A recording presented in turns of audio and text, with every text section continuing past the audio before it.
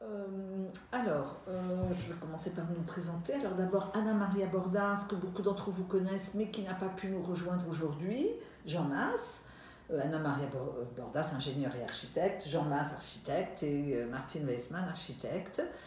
Nous allons vous parler du S9, c'est-à-dire du M2, et aussi de l'enchaînement S9-S10. Alors, vous savez que ce groupe s'appelle Latitude. Latitude parce que c'est un mot formidable, c'est un mot qui a un sens à la fois au propre et au figuré. Au propre, c'est quoi latitude? C'est un repère géographique. C'est savoir où l'on est. Et astronomique. Et astronomique. C'est savoir et maritime et marin. Mais enfin, on va faire court. Donc, c'est savoir où l'on est, c'est savoir où l'on se situe et c'est savoir d'où l'on regarde les choses. Et ça, c'est fondamental pour un architecte. Et à partir du moment où l'on sait où on se situe, on a toute latitude d'agir. Et cette latitude-là est très très grande. Il y a une question chez Alto qui est fondamentale, qui est la question de la recherche par le projet. Oui, vous savez que Alto a engagé un travail très important effectivement pour articuler le travail de l'enseignement, notamment des PFE, avec la recherche et avec des doctorats. Et il y a une chose qui nous importe effectivement dans ces PFE longs S9, S10, qui est essentiel pour nous, c'est le fait que le processus de conception avec lequel nous allons travailler avec vous doit s'inspirer des démarches de la recherche qui consistent principalement, à nos yeux, à mettre en place des hypothèses à l'origine du projet, puisque c'est bien un projet d'architecture qu'on va faire, et pas de la recherche textuelle des projets, mais mettre en place des hypothèses pour le projet, une problématique importante qui ensuite va être mesurée à la fin du processus de conception au moment du résultat du PFE pour voir si dans le bilan on a réussi à atteindre, à accomplir en fait les hypothèses de la problématique qui cette année va s'inscrire dans 4 grands thèmes.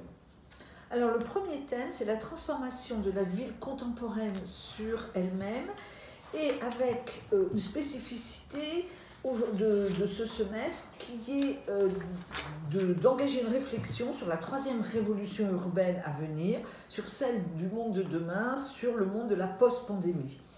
C'est-à-dire, on va vous parler de la ville du quart d'heure. La ville du quart d'heure, c'est être en capacité à pied ou en vélo, évidemment d'habiter, mais aussi de se nourrir, de se cultiver, de se soigner, d'aller à l'école. C'est-à-dire comment on fait pour avoir justement cette mixité à la fois de fonctions, mais aussi les espaces publics adaptés à ce type de nouveaux quartiers. C'est réinventer une façon de concevoir la ville, de la gérer et de la construire. Deuxième thème très important dans lequel les problématiques devront s'inscrire, c'est la question de la transformation de la ville avec une nouvelle place pour la nature et autour évidemment de toutes les questions environnementales, je dis bien toutes les questions environnementales par le projet d'architecture, dans le projet d'architecture. Avec une grande notion de paysage urbain, où il n'y aurait pas d'un côté un paysage végétal et de l'autre côté des édifices, il y aurait un paysage urbain global qui comporterait en lui-même, de façon essentielle, une place très très importante pour la nature. Et évidemment, dans ce travail qui va réinterroger toutes les questions écologiques essentielles actuelles, il faudra qu'il y ait un travail sur la densité urbaine positive. La densité est souvent quelque chose qui est mal vécu par la population. Comment nous, architectes, réussissons à travailler cette question de la densité urbaine positive, qui est la seule qui va nous permettre d'avoir la quantité de population suffisante pour avoir l'intensité urbaine maintenue, et en même temps de créer, de recréer dans cette transformation de la ville des grands vides dans lesquels il y aura cette place dans la nature, mais sans perdre la densité positive essentielle, qui va nécessiter un travail très important de réflexion typologique.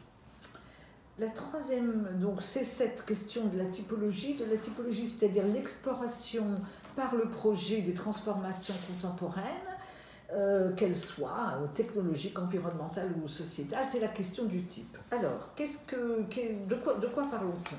Eh bien, tout simplement, on a vu, là, ces derniers mois, qu'on pouvait rester chez soi pendant 4 mois. Et qu'est-ce que ça veut dire de rester chez soi, où on doit à la fois travailler, faire l'école, vivre? Qu'est-ce que ça a pour conséquence sur la question du logement, de l'habiter? Et on peut évidemment avoir la même question sur, par exemple, les questions de la santé, Qu'est-ce que ça veut dire pour des soignants de passer 80-90% de leur temps, qui dans un hôpital, qui dans une maison de retraite? Quel lieu on peut prévoir pour ce personnel soignant? Comment on peut transformer l'hôpital, les maisons de retraite? Qu'est-ce que ça veut, que veut dire les nouvelles universités, les nouvelles écoles, où une partie de l'enseignement se fera forcément à distance? Qu'est-ce que ça veut dire? Comment seront transformés ces types que vous connaissez et qu'il va falloir faire évoluer vers la ville du XXIe siècle? Quatrième thème et dernier, la transformation de l'existant.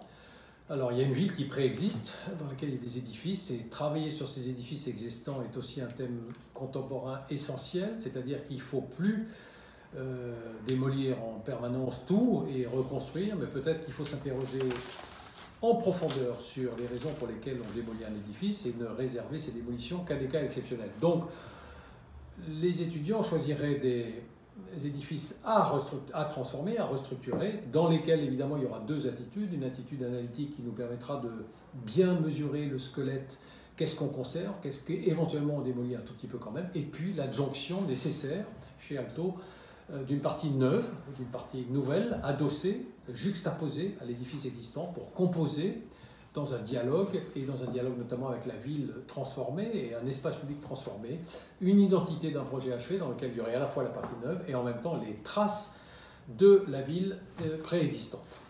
Alors, pour conclure rapidement, on va vous parler un peu de la manière dont on va travailler.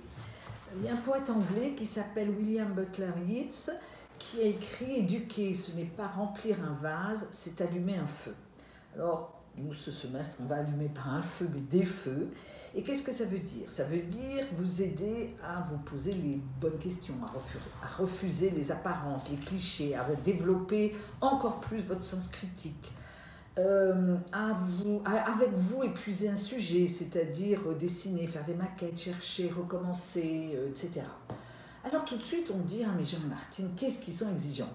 Alors non, Jean et Martine, ils ne sont pas exigeants. Jean et Martine, ils veulent vous faire découvrir une part de vous-même que vous ne connaissez même pas, et cette part de vous-même, vous allez la découvrir en poussant, en étant étonné par votre propre projet. Oui, c'est notre but, c'est-à-dire que il y a une notion de dépassement qui est en jeu ici, c'est-à-dire que l'exigence forte qui est la nôtre, elle n'est pas pour nous, elle est pour vous, et elle est dans un processus qu'on connaît assez bien, qui est que le PFE fini, il faut que vous soyez assez émerveillés, chacun et chacune d'entre vous, par le fait que vous avez réussi à faire quelque chose que vous ne pensiez même pas pouvoir faire à l'origine. Et donc c'est dans cet émerveillement, dans cet accomplissement des choses que nous nous inscrivons pour ce semestre Latitude.